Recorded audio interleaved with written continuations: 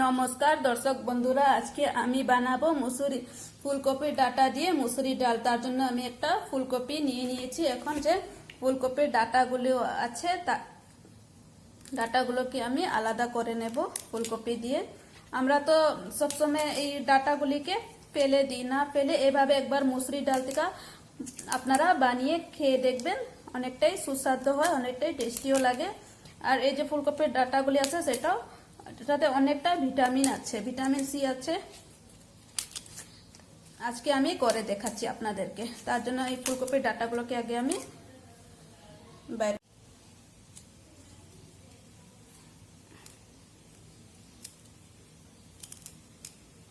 ডাটাগুলোকে এভাবে আমি লম্বা লম্বা করে একটু দু পাকে এভাবে লম্বা লম্বা করে এভাবে কেটে নেব।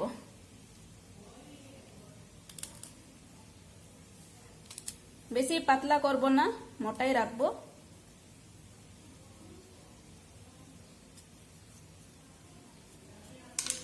এভাবে আমি ডাটাগুলোকে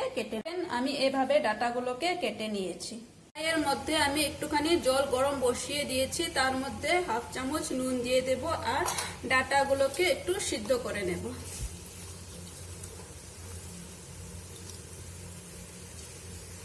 ডাটাটা ভালো মতন সিদ্ধ হয়ে গেছে। এখন আমি ডাটাগুলোকে তুলে নিচ্ছি।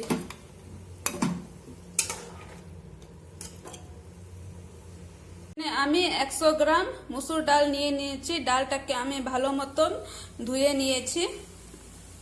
কড়াইয়ের মধ্যে আমি ছোট চামচের 3 চামচ সরষের তেল দিয়ে দিয়েছি, একটু নেড়ে নেব।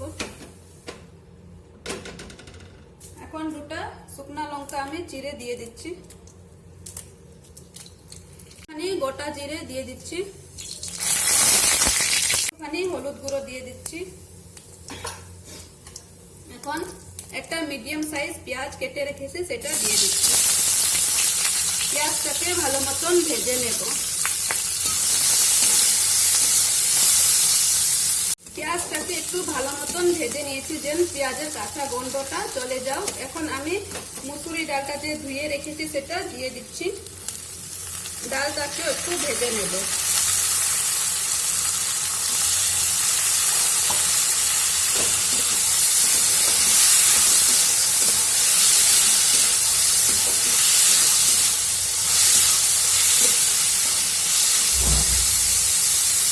ডালটাকে একটু ভালো মতন 2 মিনিট ভেজে নিয়েছি। এখন পরিমাণ মতন জল দিয়ে দিব।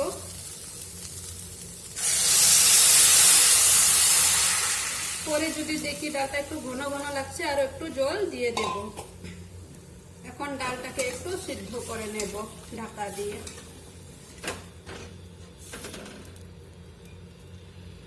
একটু ঢাকা দিয়ে দিচ্ছি।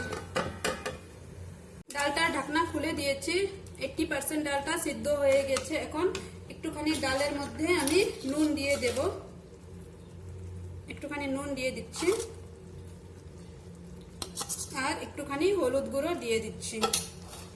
একটু মিশিয়ে নেব। এখন যে ফুলকপির ডাটাগুলি আমি সিদ্ধ করে রেখেছিলাম সেটা ঢেলে দেব। ঢেলে আরো একটুখানি ডালটাকে সিদ্ধ করে নেব। আবার একটুখানি আমি ঢাকা দিয়ে দেব। দেওয়ার পরে 2টা কাঁচা লঙ্কা দিয়ে দেব। আমি ভুলে গিয়েছিলাম দেওয়ার জন্য, 2টা কাঁচা লঙ্কা দিয়ে দিচ্ছি। ডাটাটা দেওয়ার পরে আমি 5 মিনিটের মতন ডাটাটাকে আর ডালটাকে সিদ্ধ করে নিয়েছি। ডালটা হয়ে গিয়েছে। এখন আমি নামিয়ে সার্ভ করে দেব। আপনারাও এভাবে একবার অবশ্যই বানিয়ে খেয়ে দেখবেন, অনেকই টেস্টি লাগে।